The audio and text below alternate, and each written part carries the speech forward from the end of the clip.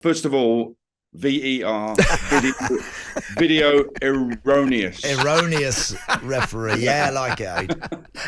I knew you'd come up with something for us, Paul.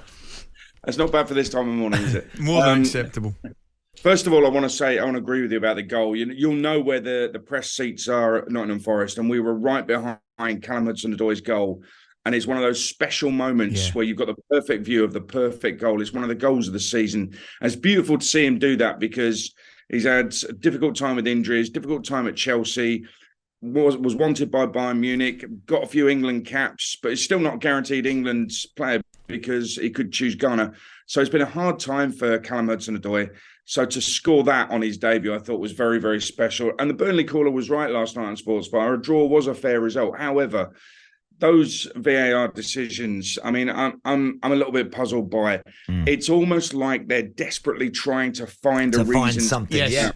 It's a good point. And they even did it after the Callum Hudson-Odoi goal. There was a few seconds where they're looking for something, and we're looking at the stills thinking there's nothing there. Now, the handball from Sander Berge, you could say, well, yeah, it touches his arm, it's below the T-shirt line, whatever that is. And I've got long-sleeve T-shirts at home, by the way. I'm whether they count. It's all a bit weird. They're desperately searching for some reason to chalk off that goal, and that to me doesn't feel right. We were told VAR, minimum interference, maximum benefit. I'm sorry, they're getting involved too much. That red card is never a red card. Vincent Kompany's spot on. It would be 6v6 in the Championship. They're just desperately looking for something there. Well, Adrian, absolutely, because am I right in saying, and I know you'll know the rules as well as anyone, are they not meant to get involved unless it's a clear and obvious error? Now, neither of those, in my opinion, are clear and obvious errors. Well, with the handball, right, it took over 2 minutes to make that decision. The VAR itself has sent Rob Jones, the referee, to the screen. So how obvious was that? You know, that to me says, well, there's nothing obvious there. It was a little bit of wrestling between McKenna and Sander Berge. Also, Sander Berge, to me, is not using his arm to control the ball. He's using his arm just to kind of hold off McKenna, which would be allowed in the normal physical action that we see. So I don't think he's trying to control that ball. So I'm looking at it thinking, is that clear and obvious? No, it isn't. Play goes on. We've got ourselves another goal. No matter whether you think it should have been a draw or not, we want goals in this game. And I thought Burnley, they got up off the canvas a couple of times. They were, in the first half, they were dominated by Forest for long periods of the game. Then they took the lead with a brilliant goal themselves. And then it looked like Forest were on top in the second half. And somehow, right at the end, Burnley came back. They scored what looks like a good winner. They've desperately searched for handball. No, definitely not clear and obvious. It's like the red card as well. That's not clear and obvious. He's being held in the box. Is that not a foul then? Should that not be a penalty when they go to VAR?